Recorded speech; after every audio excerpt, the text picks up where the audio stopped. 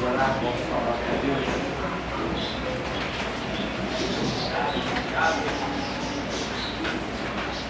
Deus vive todo-poderoso, nós te damos graças por esta oportunidade a mais que o Senhor nos concede e nos permite. Em que aqui viemos, ó Deus, em busca do maior tesouro que o homem pode encontrar. Pois o Senhor comparou a sua palavra a pérolas. E nós sabemos que pérolas nem todos conseguem achar, Deus. Por isso nós te damos graça nesta manhã, por termos acesso a estas pérolas que são a tua palavra. Por isso, Deus, nos dá graça para encontrarmos as tuas pérolas e assim podermos servir aos teus propósitos sobre a terra e glorificarmos o teu nome. Assim te pedimos nesta manhã, ó Deus, e já te agradecemos, porque sabemos que o Senhor opera além do que pedimos ou pensamos, porque o Senhor dá graça aos humildes, mas resiste aos soberbos. Assim recebe nesta manhã toda a honra, glória, louvor e adoração, em nome de Jesus. Amém. Na nossa página 42, nós estávamos seguindo um item, uma continuidade dos esclarecimentos. E nesta página 42 ainda tem um item 9, dizendo assim: seria Judas um traidor irremediavelmente perdido? Essa é a interpretação, como a gente diz, clássica, do que muitos cristãos têm a respeito de Judas. Eu passei anos em igrejas batistas e a declaração é esta absurda, de que Judas nasceu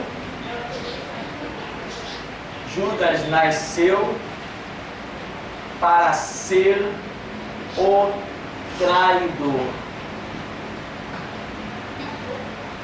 E aí vem aquela indagação mais absurda ainda. Ora, se Judas não traísse, como que Jesus ia então ser crucificado? Alguém traiu Pedro?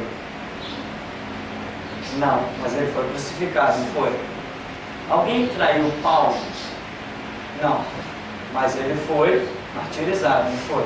Alguém traiu Tiago? Não, mas ele foi. Alguém traiu João Batista? Não. Alguém traiu Isaías? Alguém traiu Jeremias? Então, este é o grande problema da igreja. A igreja vai se fundamentando em bases incertas. E essas bases incertas são o que nós chamamos na Escritura de abismos. E um abismo chama outro abismo. Então, era necessário que Cristo fosse traído? Não. Porque ele disse o quê? O Filho do Homem vai como dele está escrito, mas ai daquele por quem ele é traído. Isso é claro, é óbvio que ele está dizendo. A Escritura, a meu respeito, vai se cumprir, mas aquele que me trai, ai desse. Eu entendo que não tem necessidade de Cristo ser traído. Por quê? Porque a Escritura diz que ele viria para entregar-se a si mesmo como Cordeiro de Deus para o resgate da humanidade. E não existe nenhuma profecia que diz que Jesus Cristo seria traído. Não existe nenhuma. Ah, mas é aquela lá de Davi e tal, com Aitofel, quando Davi diz assim: o meu amigo íntimo, né, que comia na minha mesa, levantou o seu calcanhar contra mim. Ali nós vemos o contexto histórico, né, de que um amigo íntimo de Davi, chamado Aitofel, seu conselheiro, passa a aconselhar o seu filho Absalão, depois de se levantar contra ele. Então, a respeito de quem Davi está falando? De Aitofel? Ou Davi está falando também do seu próprio filho, que se levantou contra ele, porque comia com ele também na mesa? E agora, a que ponto isto pode ser uma profecia que se enquadre sobre a vida de Jesus Cristo, sobre o ministério de Cristo? E outra coisa, um detalhe que nós nunca podemos esquecer, é o que vai ser dito aí abundantemente, a questão de nascer para um propósito. Nascer para um propósito. Todos nós nascemos para um propósito. Todos nós. Quando Deus projetou lá o DNA que fosse gerar o nosso nascimento, Deus olhou e viu um propósito. Eu tenho um plano com aquele ali. Mas quantos milhões não alcançaram o projeto de Deus? E quantos outros milhões não alcançarão o projeto de Deus? Ou seja, ainda que tenhamos nascido para um propósito, o propósito, para que ele tome cumprimento, existe uma dependência. E essa dependência é de quem? De Deus? Não, a parte de Deus está feita. Essa dependência é do próprio homem. Como eu sempre digo, João Batista nasceu para um propósito. Qual é o propósito que Deus tinha com João Batista? Em que ele anunciasse o que havia de vir. João Batista é chamado amigo do noivo. Mas eu, no meu entendimento, eu não classifico João Batista como único para aquele propósito. Eu imagino da seguinte maneira: João Batista foi o que se enquadrou naquele propósito. Como alguém nascido como João Batista, filho de sacerdote, etc, etc, tinha um montão. Por que só João Batista percebeu aquele mover espiritual? Por que só João Batista entendeu uma missão para aquela época? Por quê? Ele era o predestinado? Não, na minha opinião não. Ele se enquadrou naquele propósito de Deus, dentro de um tempo, dentro de uma dispensação, e Deus muda os tempos e as estações até que cumpra os seus propósitos. Então, para mim, não existe predestinação. Ninguém nasce, principalmente, condenado, porque aí estaríamos dizendo que Judas nasceu para ir para o inferno. Epa! Conflito geral. O que nós entendemos de Deus, que declara: Deus não tem prazer na morte do ímpio, Deus amou o mundo de tal maneira, amou de tal maneira que deu o seu Filho unigênito. Então, dentro dos princípios que conhecemos de Deus, é inaceitável que Deus faça nascer um homem para arrancar deste homem todas as oportunidades e já traçar o seu destino ao inferno. Isto é inaceitável no caráter de Deus revelado na Escritura. Então, por mais interpretações que venhamos a ter sobre o episódio, essa de que Judas nasceu para ir ao inferno, para ser um traidor, essa está descartada. Qualquer entendimento nesse sentido já está fora de cogitação, tem erro na linha de pensamento, pode procurar outro caminho, porque este não é aceitável. Deus não permite que uma pessoa nasça predestinada ao inferno. Esta passagem de Judas é a que mais aquele servo do diabo, Miguel Ângelo, usa para dizer: somos todos predestinados. Destinado a ele ao inferno, no que ele se obstinou, Inclusive ele diz que o evangelho a ser pregado é o de Paulo e não de Cristo. Só por aí você já pode ter ideia de quem é o cidadão. Um verdadeiro, um nato servo de Satanás. Então, Judas, seria ele um traidor que não teve jeito? Não. Nós vemos na história um outro homem, Faraó. a quem também é atribuído um mau entendimento. Quando Deus diz assim: eu endurecerei o coração de Faraó, ele não deixará sair o povo, e eu vou glorificar o meu nome em Faraó, nos seus carros, nos seus cavalos e cavaleiros. Então, quando as pessoas veem essa expressão, eu endurecerei, elas simplesmente pegam a sua mente natural e dão uma tradução para um texto espiritual, que é o próprio Deus quem está falando. Isso que eu acabei de dizer é a causa do massacre da igreja, porque é a mente natural querendo interpretar as palavras espirituais, fora de cogitação, sem chance, não tem jeito, não vai dar certo. Porque a palavra de Deus, ela tem que nos ser o quê? Revelada. Não, mas eu li, está aqui escrito. Está escrito nada.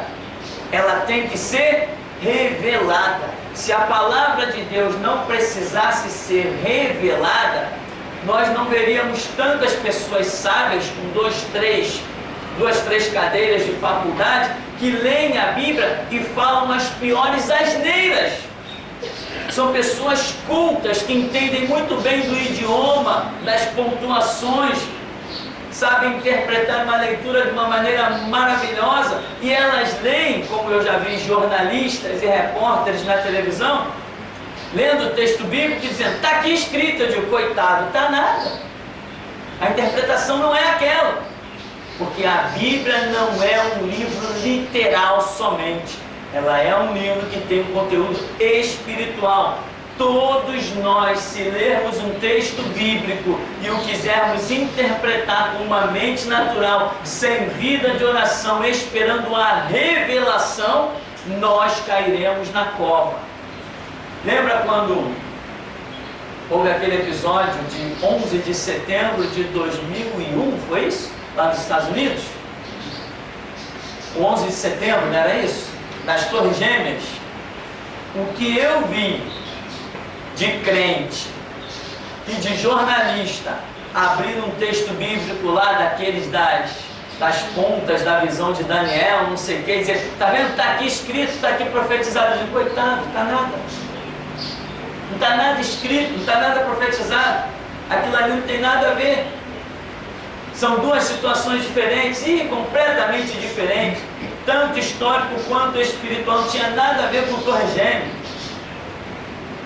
Então vamos achar agora tudo na Bíblia. A bomba de Hiroshima e Nagasaki tem que estar na Bíblia. Cadê? O atentado das Torres Gêmeas tem que estar na Bíblia. A guerra do Golfo tem que estar na Bíblia.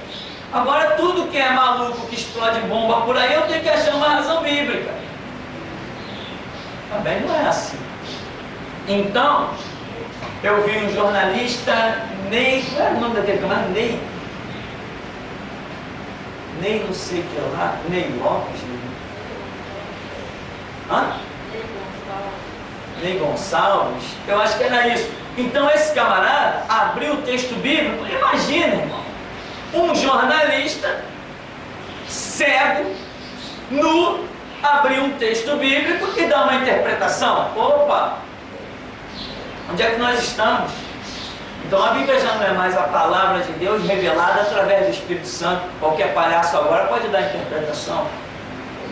Não, a Bíblia somente é interpretada pela ação do Espírito Santo. A Bíblia não é para o mundo, a Bíblia é para nós cristãos.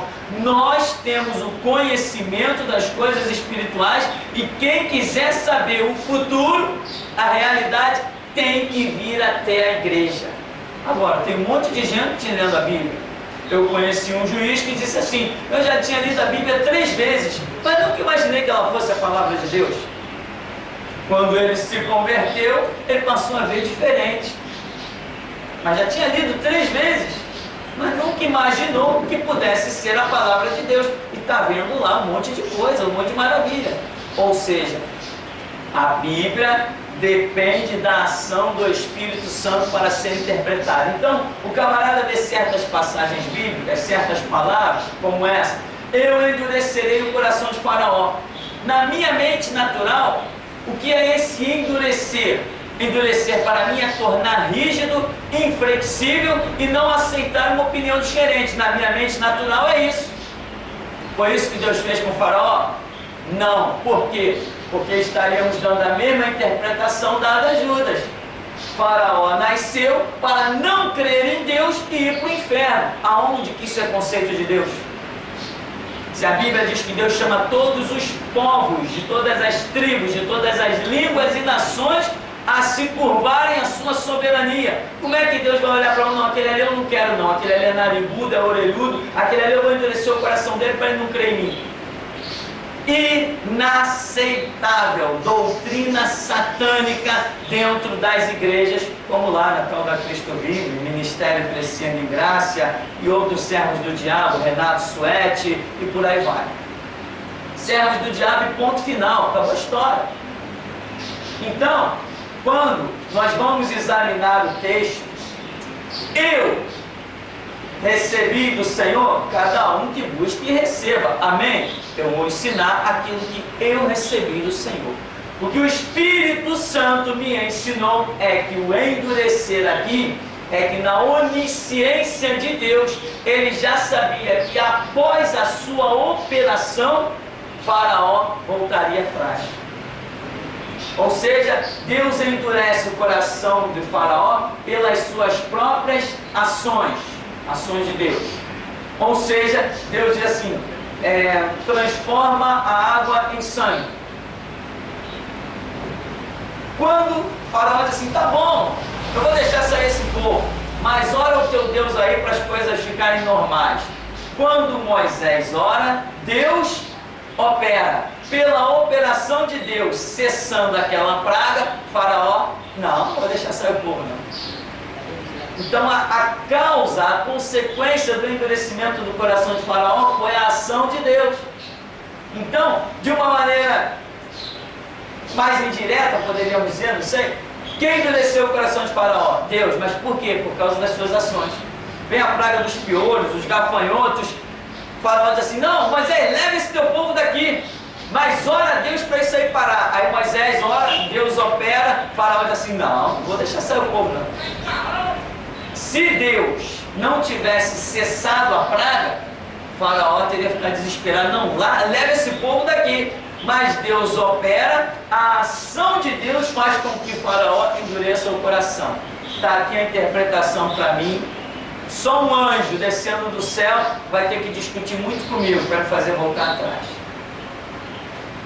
O que eu recebi do Senhor é isso. Então, Faraó e Judas, eu os vejo mais ou menos dentro do mesmo campo. Nenhum dos dois nasceu para ir ao inferno, né? Aliás, falar que Faraó desceu ao inferno é até um pouco de precipitação, que a Bíblia não mostra em que condições Faraó morreu. Os historiadores, por exemplo, colocam que Faraó, quando vai no Mar Vermelho, que ele vê o Mar Vermelho, ele dá ordem ao seu exército para entrar, mas ele não entra. Então não sabemos, a história termina ali, o que Faraó fez da vida dele, que tipo de fé ele desenvolveu depois. Não sabemos, não podemos nem cogitar a questão, porque a Bíblia não fala. A Bíblia não diz que Faraó morreu, mas diz que ele ordenou a entrada no caminho do Mar Vermelho. Então, Judas e Faraó não nasceram para zombar e escarnecer de Deus, trair o Filho de Deus por 30 moedinhas de prata, né? Que vergonha, Jesus, o preço de um escravo. Deus criou Judas para isso? Não, os propósitos de Deus com Judas era outro. Por isso ele foi chamado no meio dos 12 que fariam uma grande obra por toda a terra. Nós sabemos que 12 é o número da plenitude, mas Judas tinha o seu livre arbítrio. Faraó também tinha o seu livre arbítrio. Todos nós temos o nosso livre arbítrio. Deus nos chama para uma obra, nos ensina o caminho, nos dá a graça, mas de repente vem um político bem intencionado e diz assim: ó, eu tenho uma proposta para você. Aí vai entrar em questão o meu livre arbítrio. Eu posso dizer, não quero nem ouvir tua proposta, então posso dizer, tá, conta aí. Se eu digo conta aí, opa, eu já tinha algum interesse, né? Quando ele contar, eu digo, boa esta proposta, né? Tantos não aceitaram as propostas do político. Silas Malafaia é conselheiro socioeconômico, conselheiro do governo Lula. Imagina, meu irmão, um pastor conselheiro de um marxista nato. Que piada. Mas eles esquecem que o dragão tem uma cauda, e cauda é traição. Eles têm um preço para pagar. Então, meu irmão, existe diante de nós muitas propostas, como para Judas, como para Faraó. Faraó, ó, deixa sair o povo, acabou, tu fica aí tranquilo. Aí vem alguém e diz assim, não, mas nós vamos perder nossos escravos. Só homens tinha, parece que lá em Israel, no Egito, 85 mil homens adultos, 85 mil. Faraó naquela época ele construiu o que ele quisesse, sustentando escravo a pão, água, a melão, a comida que era abundante, não dava nenhum salário. Então, perdeu a mão de obra dessa. Faraó, a encarnação do Deus Sol, receber ordem de um pastorzinho de meia tigela com um cajado na mão, que não sabia nem usar uma espada, já estava velho lá, com seus 80 anos. Né? Essa foi a idade que Moisés chegou diante de Faraó, 80 anos. Como que Faraó vai obedecer um homem desse? Assim diz o Senhor. Senhor? Quem é Senhor? Não sei quem é o Senhor e não deixarei sair Israel. Mas teve livre-arbítrio? Teve. Em todas as pragas que Deus operou, o objetivo das pragas de imediato foi mostrar o seu poder, a sua soberania, e não era ferir ninguém. Tanto que até antes de Deus derramar certas pragas que mataria gado, mataria pessoas, veio o sinal, olha, retirem tudo do caminho, guardem os gados no celeiro, ninguém sai na rua porque Deus vai mandar praga. Não tinha objetivo de ferir ninguém, mas Deus já tinha dito para Moisés, se ele não ouvir o primeiro sinal, o último ele vai ouvir. O último não adiantava se esconder, nem dentro do celeiro, nem dentro das casas, que a última ordem era que o anjo da morte invadisse quem não tivesse a marca do sangue do Cordeiro. Então, meu irmão, Judas não foi um traidor irremediavelmente perdido. Ele entrou por um caminho que ele escolheu, como hoje nós vemos tantas pessoas entrarem por caminhos que elas mesmas escolheram. Aí tem um texto de Mateus 26, na página 43, 26, verso 23 e 24. O Senhor Jesus deixa óbvio que ele subiria naquela cruz independentemente de quaisquer traição, pois para isso é que ele veio ao mundo. Ele disse, o Filho do Homem vai como dele está escrito, mas ai daquele por quem ele é traído. Ou seja, ai deste, visto não ser uma determinação divina, mas uma opção ao voluntário. Segundo ponto é que o Senhor diz, bom seria para este homem se não houvesse nascido, quer dizer, não faria diferença alguma se existisse um Judas ou não. A traição jamais foi uma determinação, pois se assim fosse, teríamos que atribuir sobre Judas a impossibilidade de conversão. Isto é impossível e absurdo. João 3,16 diz que Deus amou o mundo e Judas estava incluído nisto, né? Aí então, veja bem, um detalhe que nós lemos aí, muito importante, quando Jesus diz, o Filho do Homem vai como dele está escrito, ai daquele por quem ele é traído. Mas Jesus, na sua profunda, gloriosa sabedoria, revelação, ele ainda continua o texto dizendo assim: melhor seria para este homem não ter nascido. Irmão, essa expressão de Jesus para mim explica tudo. Não faria diferença então, quer dizer, então Deus não precisava de alguém que o traísse, porque Jesus está dizendo, melhor para esse homem nem ter nascido. Se ele não tivesse nascido, não faria a mínima diferença, porque Jesus já estava determinado aí naquela cruz, de qualquer jeito. Mestre, o que mais é Jerusalém? O Filho do Homem será entregue nas mãos dos pecadores.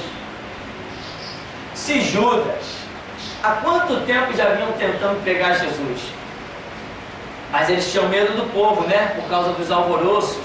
Não, não pode ser na festa, não pode ser ali no meio do povo, para que não haja uma rebelião, não haja um tumulto entre o povo, tal, porque ele tem muitos seguidores, aquele papo de sempre. Não ia chegar uma hora que eles iam pegar Jesus de qualquer jeito? Ia chegar uma hora que iam pegar. Por quê? Primeiro que os romanos estavam nem aí para o tumulto do povo. A hora que eles chegassem com os escudos deles e com as lanças, eles pegavam Jesus. Bastava chegar a hora de Jesus, eles pegavam Jesus. O tempo todo, quando se aproximavam para prender Jesus, e isso foi tantas vezes, a Bíblia diz, não lançaram a mão dele, por quê? Porque não era chegada a sua hora. Deus ainda tinha um plano, um propósito. Então, quando Jesus diz, melhor seria para este homem o não ter nascido, isso para mim encerra a questão. Mesmo se Judas não tivesse nascido, Jesus ia parar naquela cruz de qualquer jeito. Como eu já falei no começo, Pedro não foi traído e não foi parar na cruz. Judas, João Batista, não foi traído e não foi decapitado. Tiago não foi traído, não foi decapitado pela espada de Herodes. Paulo não foi traído. Diz a tradição judaica que ele foi decapitado por Nero no presídio. João, o evangelista, não foi traído, foi extraditado para a ilha de Patmos. Então por que Jesus precisava ser traído? Para mim, não precisava. E essas palavras de Jesus aí, de Mateus 26, o Filho do Homem vai como está escrito, mas ai daquele por quem ele é traído. Melhor seria para este homem não ter nascido.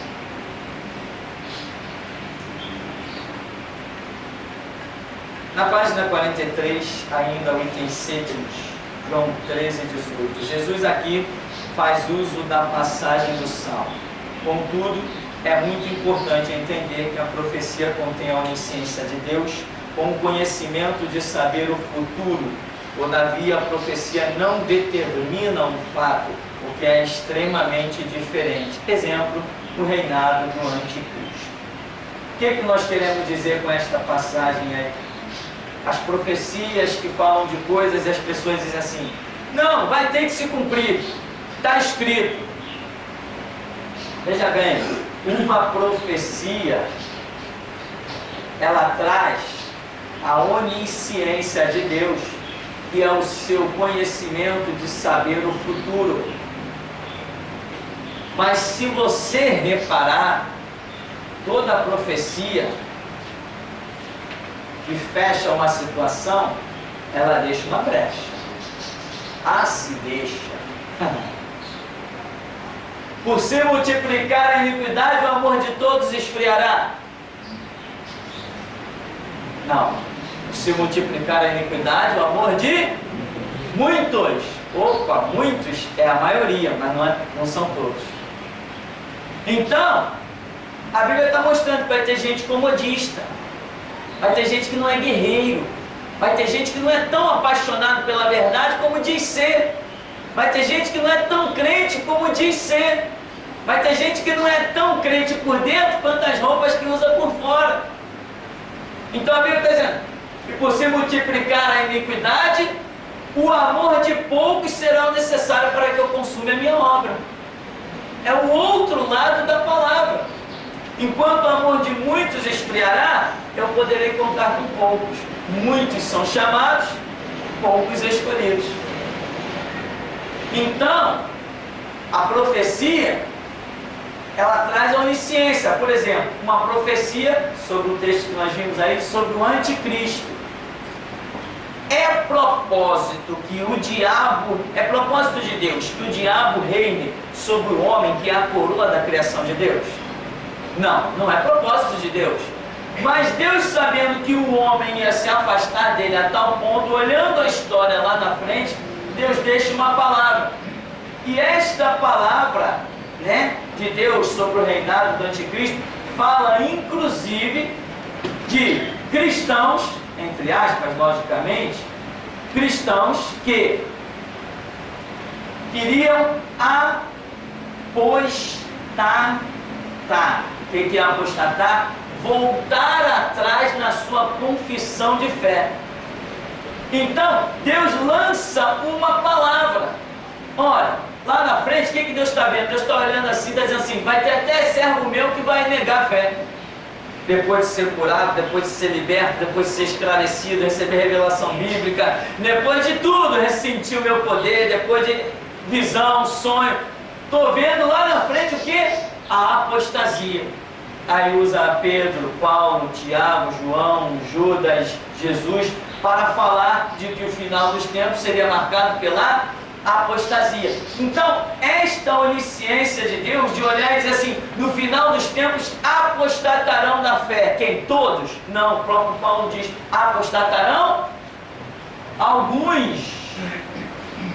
Então, a mesma coisa acontece aqui. Há uma profecia que fecha um cerco, mas deixa uma brecha. Opa, então eu olho para o texto assim: apostatarão da fé. Todos? Não, então eu não tenho que estar entre esses que apostatarão, estou entre os outros, que lutam, que vão até o fim, que vão até o derramar do seu sangue, mas retém a sua confissão, de Apocalipse 12:11. Não. Eles, pois, venceram pelo sangue do Cordeiro e pela palavra do testemunho, e não amaram as suas vidas até a morte. A Bíblia diz ser fiel até a morte. Então, Deus está dizendo assim: lá no final, eu estou vendo isso, mas tem brecha, meu irmão, nessa palavra, tem escape. Deus está olhando no final da humanidade, vendo um caos. Todo mundo entrega o reinado do anticristo, a ponto de aceitar as marcas do anticristo, que é na testa, que é a submissão mental ao trabalho do anticristo, e na mão, que é a submissão braçal ao serviço do anticristo. É uma entrega total. 666, ou sinal, que é na testa e na mão, significa uma entrega total ao reinado do anticristo, ao trabalho do anticristo. Mas a Bíblia deixa a brecha e diz assim, que viu uma multidão, viu aqueles de vestes brancas salpicadas de sangue, e que não aceitaram a marca. Então, a onisciência de Deus mostra os fatos futuros, mas não determina a história da vida de ninguém. Porque, assim como uma grande maioria se entrega ao erro, tem uma minoria que escapa dele. Essa maioria tem as mesmas oportunidades que esta minoria. Então, Deus está vendo: vão se entregar ao mal, vão se entregar ao bem. Deus está vendo, mas Ele determinou? Não. Da mesma maneira que eu estou hoje aqui, poderia estar dentro dos terreiros de Macumba. O diabo encheu minha bola. O diabo encheu minha bola de tudo que a gente quiser imaginar. Quando eu ia nos terreiros, quando eu ia me consultar, meu irmão, faltava pouco o pai de santo se curvar diante de mim. Eu acho que o diabo tinha um plano tremendo com a minha vida. Que até pai de santo e mãe de santo faltava pouco ajoelhar diante de mim. Dizem: você é muito querido, você, olha, você é especial, você é isso, você é aquilo, e ficava minha mãe do meu lado e eu ouvindo só elogio do diabo, só elogio. Acho que ele tinha um plano aí, que graças a Deus foi frustrado, mas ele tinha. Eu cansei de ver pai de santo se ajoelhar, praticamente se ajoelhar diante de mim. Normalmente quando chega no terreiro, né, o filho de santo pega a mão do endemoniado, né, e ajoelha e pega a mão assim, né? Você já viu essa ação? Quando eu entrava nos terreiros, os demônios faziam isso comigo. Eles vinham na minha frente, eles pegavam a minha mão e ajoelhavam. Eu tinha tudo para dizer, opa, eu sou tal, eu sou bom. Eu poderia estar no meio da multidão. Graças a Deus estou no meio da minoria, né? Então, todos temos oportunidades iguais. Deus não faz acepção de pessoas. Então, não tem esse papo de predestinado, nasceu para ir para o inferno, ou nasceu para ir para o céu, né? A gente ainda recebe uns e-mails aí muito engraçados, mas verdadeiras piadas evangélicas. Não, que na minha família era todo mundo crente. Meu tataravô era crente, o meu tataravô era crente, o meu avô era crente, o meu pai era crente. Eu vou para o céu também. Talvez para o mesmo céu que o tataravô, o pai e o avô, né? Não sei que céu eles foram. Então, meu irmão, ninguém nasce nem predestinado ao céu, nem predestinado ao inferno. O próprio Cristo foi o quê? Foi tentado. A Bíblia diz que todos nós somos tentados, provados, porém Deus não nos deixa ser tentados além do que podemos resistir. Ou seja, se Ele não nos deixa ser tentados além do que podemos resistir, significa que nós somos sempre provados dentro da dimensão do nosso livre-arbítrio. Eu estou sempre sendo tentado dentro de um campo onde eu consiga tomar decisões, ou de bem ou de mal. Porque se eu fosse tentado além do que eu possa resistir, certamente eu seria vencido nas minhas forças, na minha resistência, e eu ia ceder para o campo do mal. Então, eu estou sempre sendo tentado no nível do meu livre-arbítrio. Por isso, não existe predestinação, ninguém nasce para ir ao inferno, enfim. No próximo item 10, teria Deus impedido a Faraó de crer? Nós já comentamos sobre isso, você pode examinar o texto, tem as letrinhas A, B, C aí. Na letra B, você vai ver textos onde Deus mostra a sua vontade para com a humanidade, jamais de mal, mas sempre de bem, por isso é inaceitável uma predestinação para o mal. E em 2 Tessalonicenses capítulo 2, nos esclarece que quando alguém reluta contra os propósitos e amor de Deus, o Senhor lhes permite a operação do mal, do erro.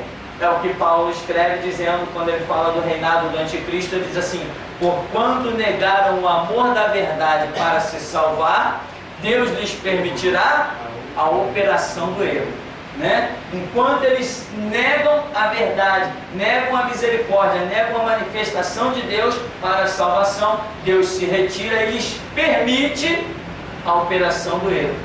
E é interessante até essa palavra, permite, nos dá a entender ainda que não é um propósito absoluto de Deus.